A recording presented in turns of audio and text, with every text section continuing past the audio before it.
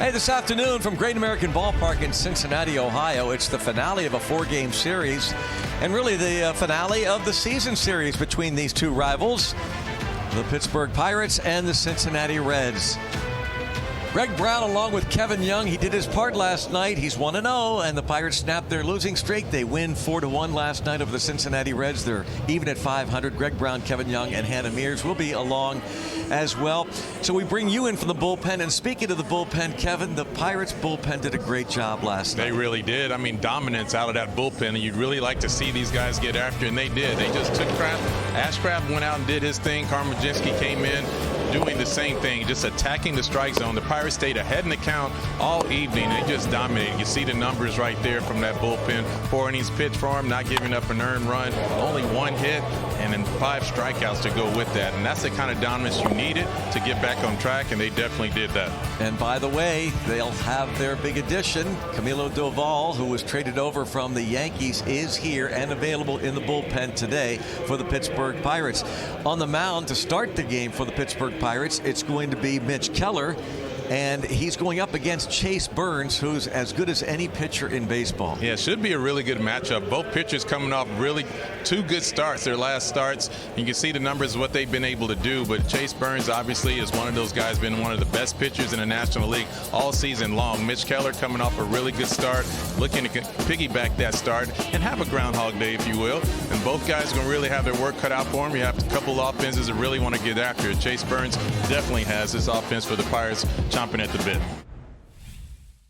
Every single game till he comes back. A drive to left field, a no-doubter. Sal Stewart, second deck bomb, his 24th. Phenomenal rookie season. 85 RBIs and 1-0 Reds. Yeah, that's a mistake pitch, certainly from Mitch Keller with 2 strikes. That looked like the elevated breaking ball. Looked like it might have been the sweeper. But it was definitely not the pitch or the location.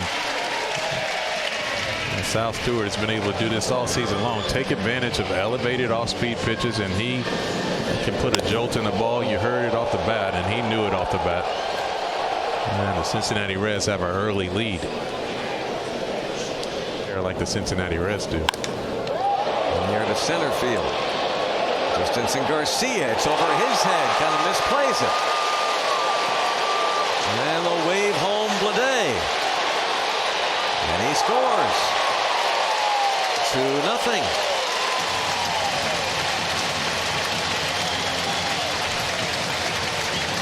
Another hard contact for the Reds. This is the toughest play. You saw this play last night being made by Jake Mangum. The hard line drive to center field. It spins the center fielder around. You see that ball, the little tail.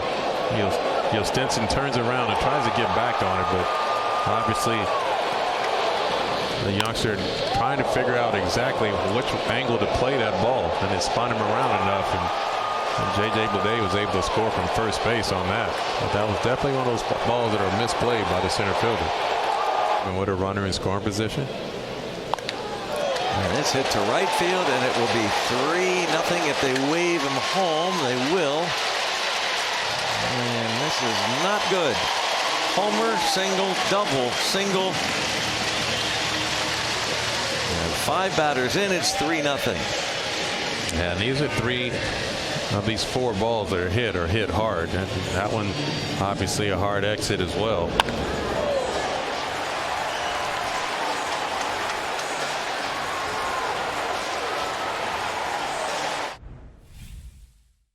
I agree with them on that. I do too. In that debate as Ke'Bryan Hayes puts a charge into one, and homers deep over the left center field wall. Just his 4th. How about that? Hayes' first start of this series and homers against his former teammates.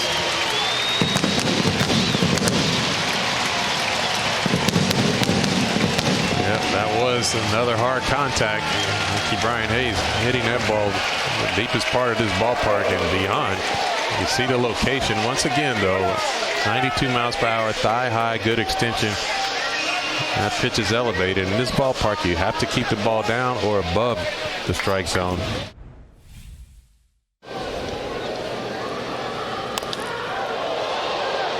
Justin Garcia trying to set up for a throw. He's got a very strong arm. Lowe does not run well, and he doesn't throw the ball. I don't know what that was about. Again, that's just a youngster making a young mistake. I mean, not being aware of the speed of the runner at third base. He was thinking he was going to have to make a throw to third base to maybe cut down Myers from advancing in that situation. See him take a look and then hesitate. He drifted back on the ball, but the ball was well ahead. You see him get the momentum for him.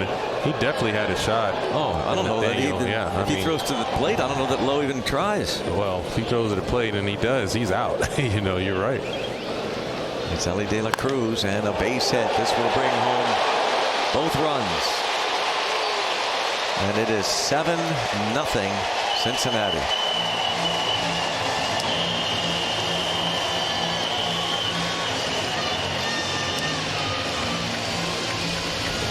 Well, Elly De La Cruz is at the top of this lineup for a reason. I mean, that left side is not his best side, but he finds a way to continue to pick up RBIs and impact this offense. And right there, picking up a couple 2-out RBIs in that situation is a tough spot. The Pirates have yet to be able to put up a 0.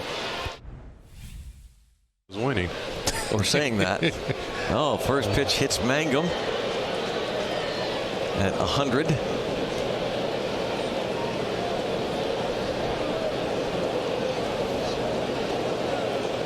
That is the first batter that Burns has hit all year. Yeah, well, that was, I tell you what, Jake Mangum is some kind of tough. Yeah, he is. Because that ball, that's the one spot as a hitter you are not accustomed to getting hit, and that is in the ribs. That just doesn't happen very often. And nice. A base hit gets the Pirates on the board. On a 1-2 pitch, Reynolds has the first hit of the game for the Bucks, and they score in the 4th. Yeah, that's nice 2-strike hitting from Brian Reynolds. I was watching Jake Mangum as he rounded third just to make sure the footing is really good, and he did not have any problem executing that. But look at Brian Reynolds, 2 strikes, ball down in the zone. Again, that fastball only at 95 now from Chase Burns. And you have to think that footing has a lot to do with that decreased velocity from that fastball. Tell the ground screw now. Hey, you got to cover this field, I think, or maybe just tell him to get some of that diamond dry out of the infield. Yeah, you can see it. It's just the standing water and all this, the positions defensively. See, the challenge worked.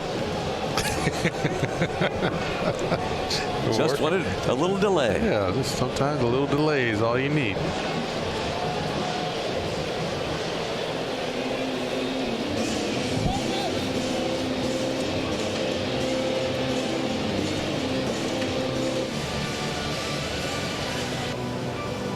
Well, Brownie, the one thing you do know is with Chase Burns. Oh, he just got tossed.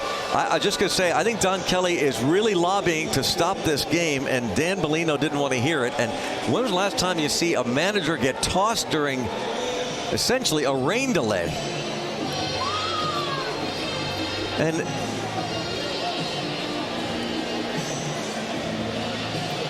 yeah, he's talking about the field and the conditions. 100%. He doesn't want anybody hurt. The Pirates have already had people hurt. He's frustrated. And the other thing, too, the Pirates have had games postponed, including Yankee Stadium last road trip, when there were rumblings that the Yankees were not going to play it the day before. And lo and behold, they activated Max Fried, part of that day-night doubleheader.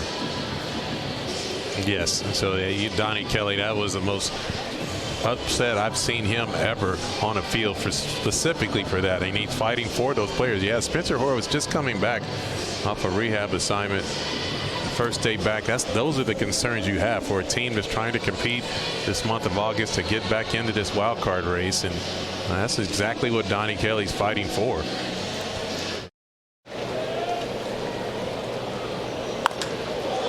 That's rifled into left center field. Double for Lowe. Let's get that run right back. Lede scores 8-1. Yeah, the Reds bats that just, when They picked up extra base hit after extra base hit every inning. Every frame they managed to put a run across the board, at least one. Nathaniel Lowe continues to pick up his 7th hit of this series and an extra base one. Another double. Cannot stop the bleeding right now.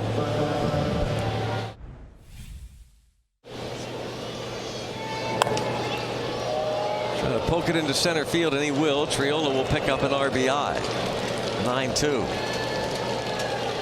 Yeah, don't give away at bats. Jared Triolo, nice 2-strike, 2-out hitting, and picked up an RBI in the process. See the sweeper down and away. See Jared Triolo take his head down and get that extension. Just throw it out there for that RBI.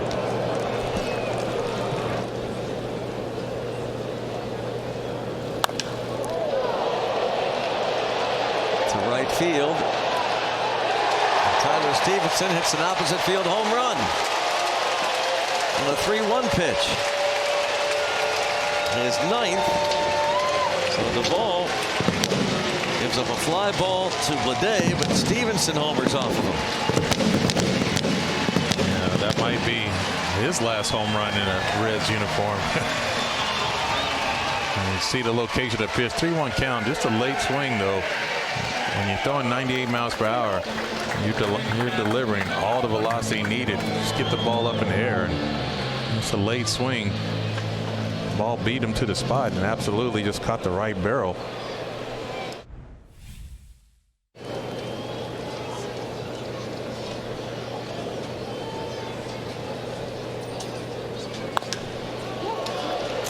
Near to left. And Blade. That'll do it. And I guess the best way to describe it is disappointing, frustrating, bad series here in Cincinnati. Yeah, it really was. Coming in a 4-game series, you don't expect, obviously, to drop 3 of those 4. But the Pirates again had reached that point where you have to have a sense of urgency, and unfortunately, it didn't work out this series. Now you're going into a tough Milwaukee Brewers ball club in another 4-game series, and see if you can turn the tide a little bit. And so just wash this one off really quick and get on to Milwaukee.